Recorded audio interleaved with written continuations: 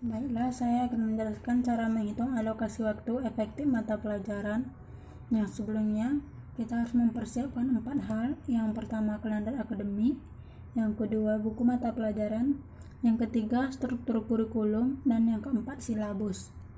Kalender akademik di sini saya memakai kalender akademik tahun pelajaran 2019 sampai 2020 Provinsi Kepulauan Riau. Saya mengambil materi semester genap, makanya dimulai dari bulan Januari sampai dengan bulan Juni 2020. Selanjutnya buku mata pelajaran. Buku mata pelajaran di sini saya menggunakan buku matematika wajib kelas 11 SMA edisi revisi kurikulum 2013. Selanjutnya struktur kurikulum. Struktur kurikulum ini adapun kurikulum yang ditetapkan, adapun jam pelajaran, adapun struktur kurikulum ini, jam pelajaran yang ditetapkan oleh kurikulum itu adalah 4 jam pelajaran, sedangkan untuk beban wajibnya ada 18 minggu minimal dan 20 minggu maksimal untuk dalam satu semester. Selanjutnya silabus. Silabus di sini berisikan RPP, kita mencarikan RPP untuk digunakan pembelajaran nanti. Selanjutnya kita lihat dulu materi matematika semester genap SMA kelas 11. Pada semester genap ini ada 4 bab yang perlu kita pelajari. Yang pertama barisan, limit fungsi, yang selanjutnya turunan, dan yang terakhir ada integral. Selanjutnya langkah-langkah menghitung alokasi waktu efektif belajar. Ada 4 langkah-langkah yang kita gunakan dalam menghitung alokasi waktu efektif belajar. Yang pertama, menghitung jumlah minggu dalam satu semester. Yang kedua, menghitung jumlah minggu tidak efektif dalam satu semester.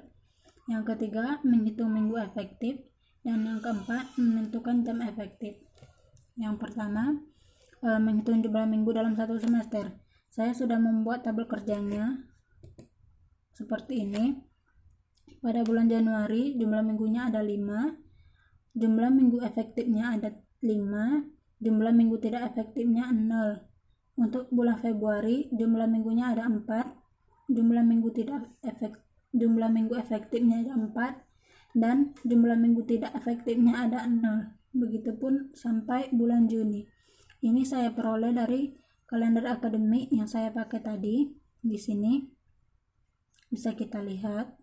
Begitupun juga dengan keterangan yang sudah saya masukkan ke dalam tabel kerja.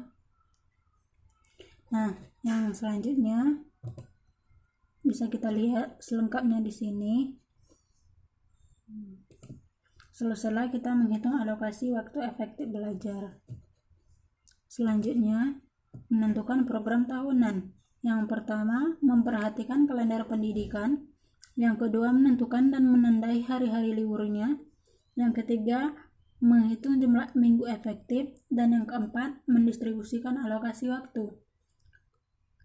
Cara yang A, B, dan C sudah kita lakukan tadi sebelumnya. Selanjutnya, akan mendistribusikan alokasi waktu. Berikut tabelnya.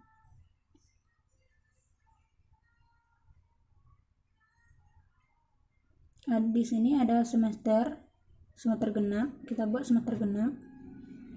Subbabnya ini menemukan pola barisan, menemukan konsep barisan aritmatika, dan selanjutnya materi pembelajarannya ada barisan, alokasi waktunya ada 16 jam pelajaran. Selanjutnya limit fungsi. Subbabnya adalah konsep limit fungsi, sifat-sifat limit fungsi, dan seterusnya. Alokasi waktunya ada 16 jam pelajaran. Yang selanjutnya turunan, menentukan konsep turunan fungsi, dan seterusnya. Nah, karena mata pelajaran ini dianggap paling susah dari yang sebelumnya, makanya kita pakai 24 jam jam pelajaran. Yang terakhir integral. Nah, integral ini juga dianggap susah, makanya dipakai 24 jam pelajaran. Nah, seterusnya kita akan menghitung langkah-langkah. Kita akan membuat langkah-langkah menyusun program semester. Yang pertama, memasukkan KD, kompetisi dasar, dan topik bahasan dalam format prosem program semester.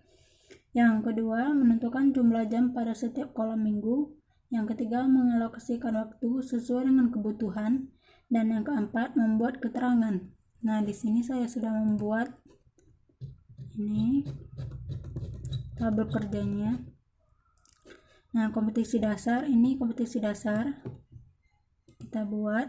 Yang ini babnya, alokasinya 16 jam pelajaran. Selanjutnya kita buat sama seperti yang di atas sampai dengan bab terakhir, bab 8, yaitu integral. Begitupun juga dengan keterangan-keterangan di sini kita masukkan.